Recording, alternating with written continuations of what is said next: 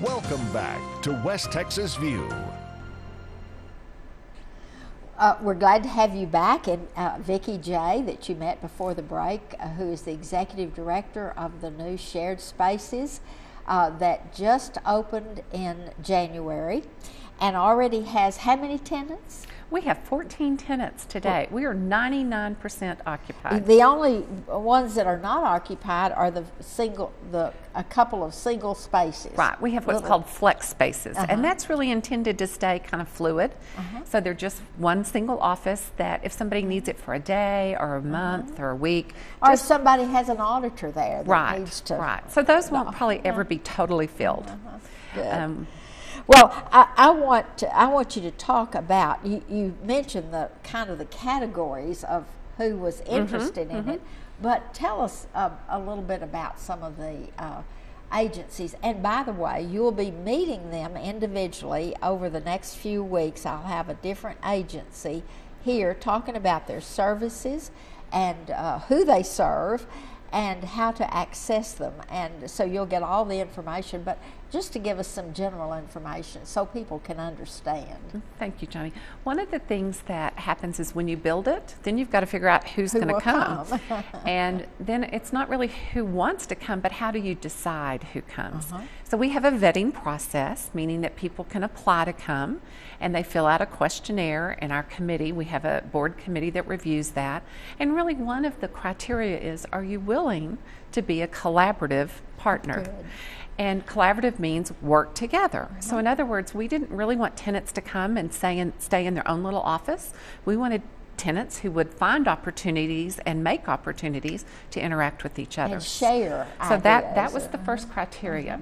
Once we did that, we started vetting the tenants, and really the only criteria is they have to be a 501c3, a nonprofit. So in other words, although I could have leased the building many ways for the for-profit world, this is intentionally for nonprofits.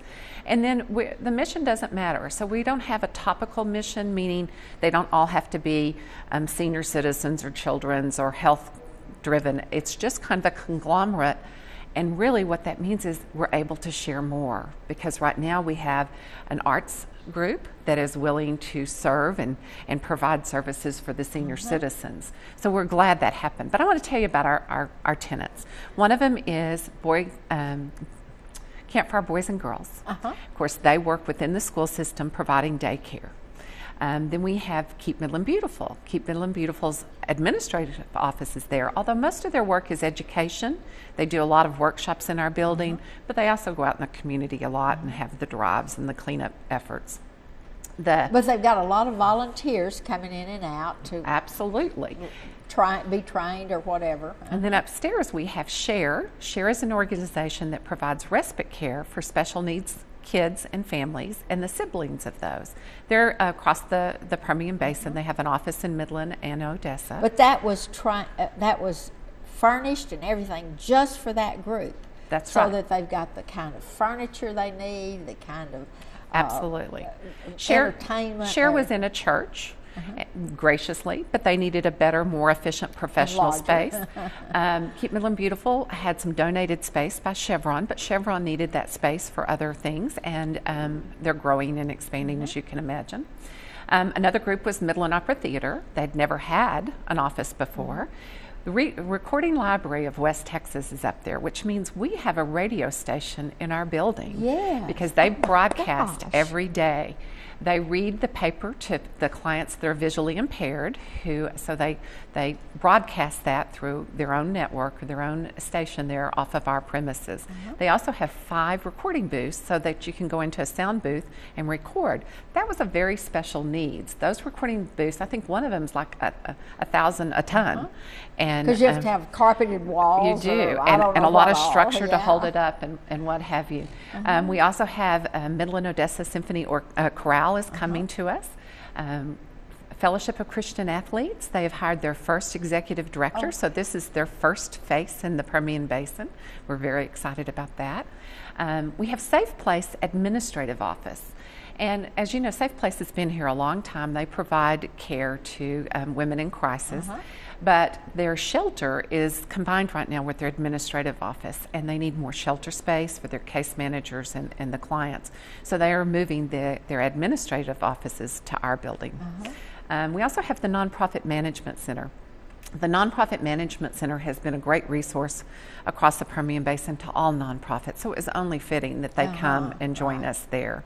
Agape Christian Counseling is there, so their offices don't look like offices, they look like counseling rooms. They have a couch and a coffee table and a, more of a living room set, because that's what they needed. They serve across the Permian Basin also. The other group that we have is Family Promise. They address the homeless issues. They work with about 17 church congregations to provide housing for homeless, and have actually, now that they've been in the building, we're starting a homeless coalition.